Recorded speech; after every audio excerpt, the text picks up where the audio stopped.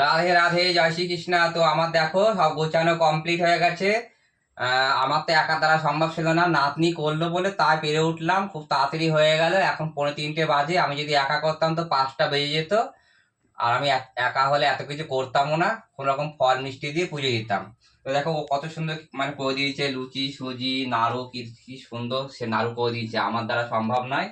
আর এগুলো সামান্য সামান্য সব দিয়েছি। আর মাকে দেখো সাজিয়েছি, কিরকম লাগছে। বিশেষ কিছু মানে সাজাতে সে মানে সে পারিনি, যতটা পেরেছি একার দ্বারা অতটাই করলাম। তো আমি এখন পুজোয় বসছি।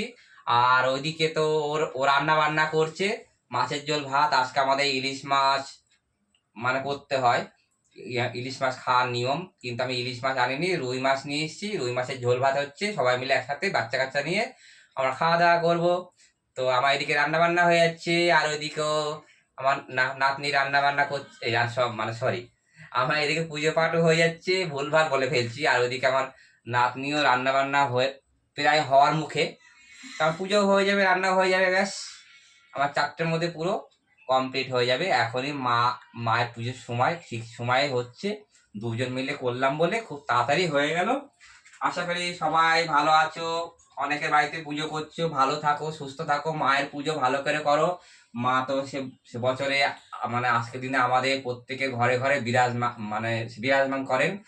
তো মা যেন সকলকে ভালো রাখে, সুস্থ রাখে, সবার মনোবাসনা পূর্ণ করে। আর কিছু বলার নেই, আমি এখন পুজোতে বসছি।